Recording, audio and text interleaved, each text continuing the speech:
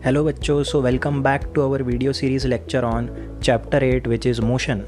So today we are discussing with our third video lecture and the topic that we are going to cover is numerical on distance and displacement.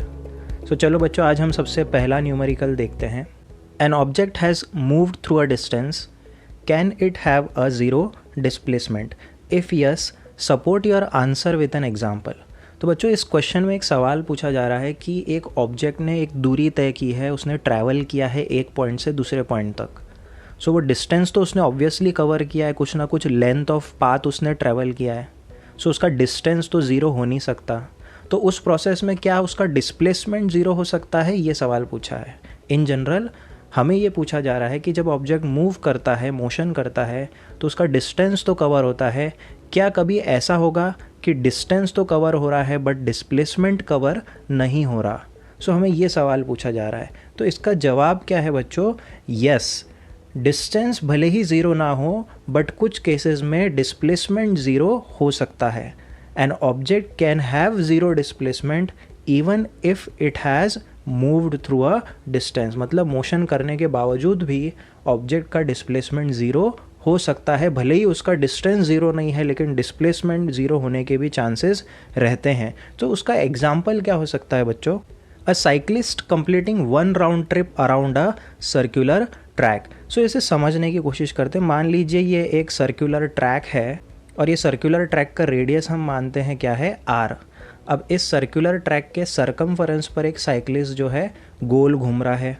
तो हम मान लेते cyclist इस point से शुरू हुआ और ट्रैवल करके ये फाइनली अपने डेस्टिनेशन पे पहुंच गया. सो यहाँ से शुरू होकर इसने एक राउंड ट्रिप कर ली. सो साइक्लिस्ट ने क्या किया है बच्चों? पॉइंट ए से स्टार्ट किया और पॉइंट ए पर ही क्या हो गया, जाकर रुक गया. तो इस एक राउंड ट्रिप में उस साइक्लिस्ट ने कितना डिस्टेंस कवर किया है? उसने सर्कल का सरकमफरेंस जितना डिस्टेंस कवर किया है. सो डिस्टेंस क्या हो जाएगा बच्चों यहाँ पर? 2πr.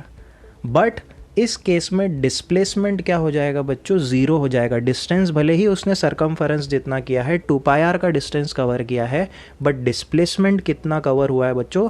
ज़ीरो कवर हुआ है. ऐसा क्यों? बिकॉज हमारे साइक्लिस्ट का इनिशियल पोजीशन तो ए था, तो इनिशियल पोजीशन से शुरू हुआ और वापस जाकर ये अपने पॉइंट ए पर ही आ गया. सो हम कह सकते हैं पॉइंट ए ही साइक्लिस्ट का इनिशियल पोजीशन है और पॉइंट ए ही साइक्लिस्ट का क्या है, फाइनल पोजीशन है. सो डिस्प्लेसमेंट क्या होता है? Distance between initial and final position.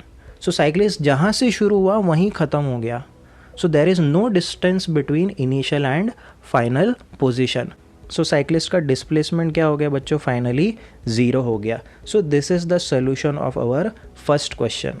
Exam में अगर ऐसा क्वेश्चन बनता है बच्चों तो आपको सिर्फ और सिर्फ ये स्टेटमेंट और एग्जाम्पल ही लिखना है.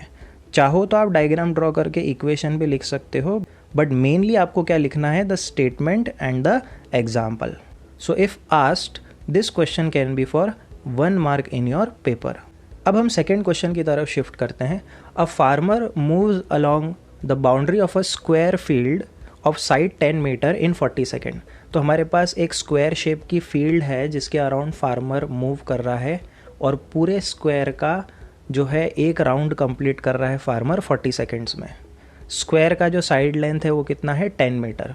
What will be the magnitude of displacement of the farmer at the end of 2 minute 20 second from his initial position. So question के हिसाब से फार्मर 2 मिनट 20 सेकेंड तक स्क्वायर फील्ड के अराउंड घूमता जा रहा है, चलता जा रहा है.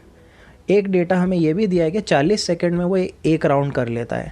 सो 2 मिनट 20 सेकेंड कंप्लीट होने के बाद उसका डिस्प्लेसमेंट क्या होगा इनिशियल पोजीशन के रिस्पेक्ट में, ये हमें पूछा जा रहा है. तो इसको समझने के लिए बच्चों हम एक स्क्वायर फील्ड लेते हैं और इस स्क्वायर के वर्टाइसेस मान लेते हैं ए, बी, सी एंड डी. हमारे स्क्वायर का साइड लेंथ कितना है? 10 मीटर. अब फार्मर मान लीजिए पॉइंट ए से स्टार्ट कर रहा है. तो as per the given question farmer कितने देर के लिए चल रहा है? 2 मिनट 20 सेकेंड्स के लिए.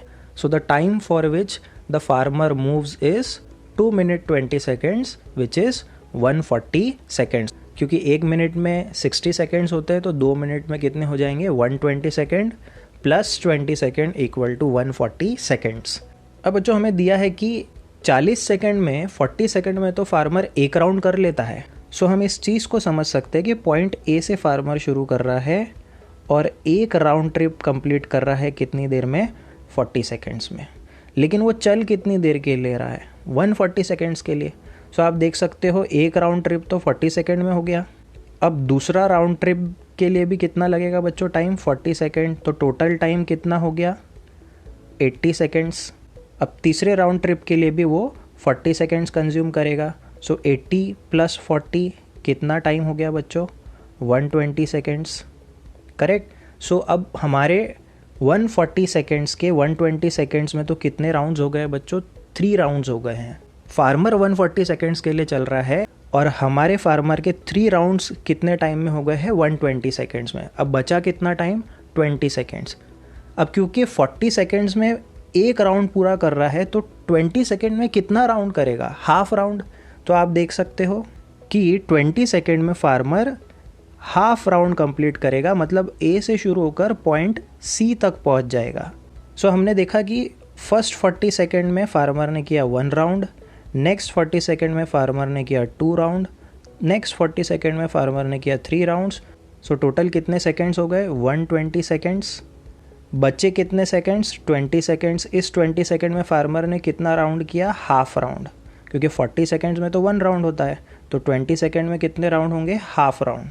सो फाइनली फार्मर ने टोटल कितने राउंड्स कंप्लीट किए हैं, 3.5 राउंड्स। और कहाँ पहुँच गया है बच्चों, पॉइंट सी तक पहुँच गया है फार्मर 140 सेकेंड्स के बाद।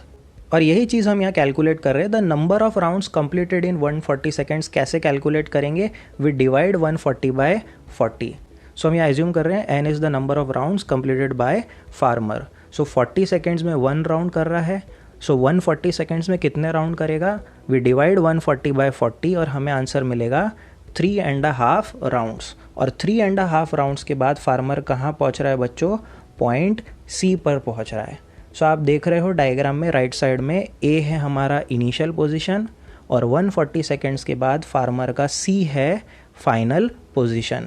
और हमें डिस्प्लेसमेंट निकालना है। So what is displacement, distance between initial and final position which is the diagonal of square, जिसे हम पाइथागोरस थ्योरम से कैलकुलेट कर सकते हैं। तो हमें पता है हमारे साइड लेंथ यहाँ पर 10 मीटर्स के है। सो यहाँ पर डिस्प्लेसमेंट क्या हो जाएगा बच्चों, डिस्प्लेसमेंट हो जाएगा distance between A and C which is the hypotenuse as per Pythagoras theorem. It is √10² + 10² which is √200। और हम 200 को लिख सकते हैं 2 × 100, स्क्वायर रूट ऑफ 100 तो क्या हो जाएगा बच्चों, 10। सो हमारा फाइनल आंसर हो गया 10√2 metre. So this is the displacement of the farmer.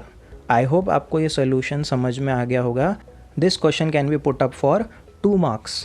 So let us move to the third question. An athlete completes 1 round of a circular track of diameter 200 meter in 40 seconds.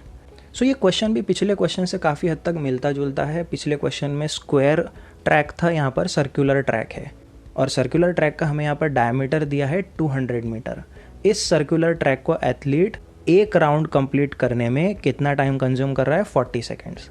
What will be the distance covered as well as the displacement at the end of 2 minutes 20 seconds? So previous question से काफ़ी हद तक मिलता जुलता question है यहाँ पर, but हमें डिस्प्लेसमेंट के अलावा डिस्टेंस भी कैलकुलेट करना है। So let us see the solution. So यहाँ पर आप देख सकते हो डायग्राम में एक सर्कुलर ट्रैक है जो एथलीट कवर करने वाला है और इस सर्कुलर ट्रैक का डायमीटर 200 मीटर है। तो रेडियस क्या हो जाएगा बच्चों, 100 मीटर हो जाएगा। आई होप आपको पता है radius is half of diameter.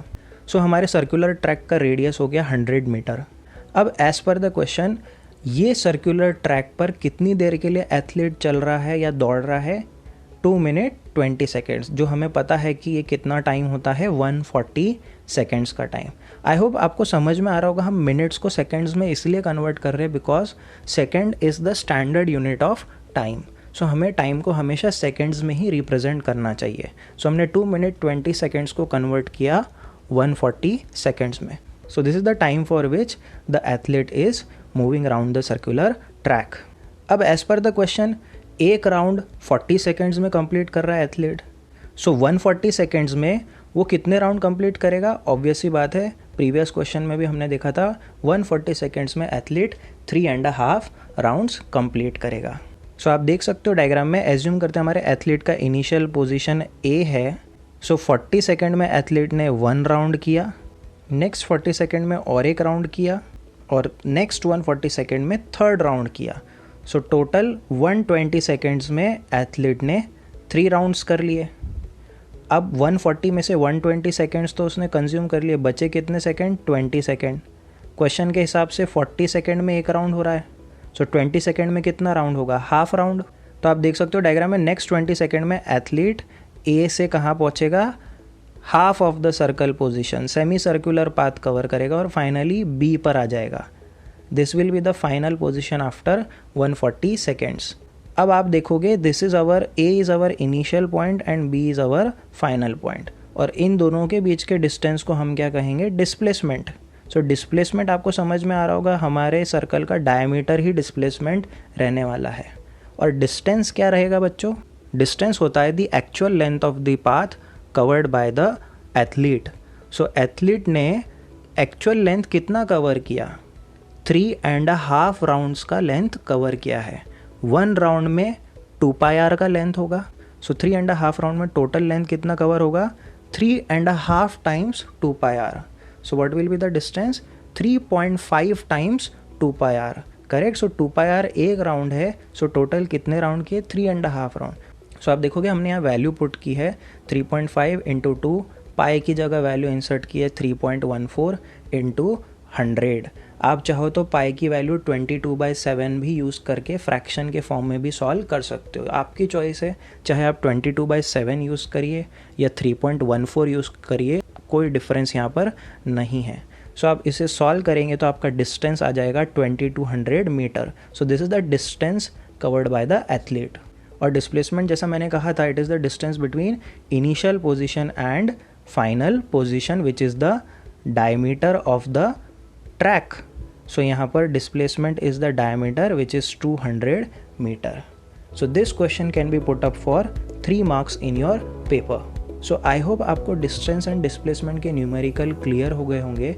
I expect you to note down this numerical in your notebook, and after watching this video try to solve the same numerical on your own. In the next video lecture we will start with the new topic of speed and velocity. Till then you can subscribe the channel and stay tuned for the next video lecture.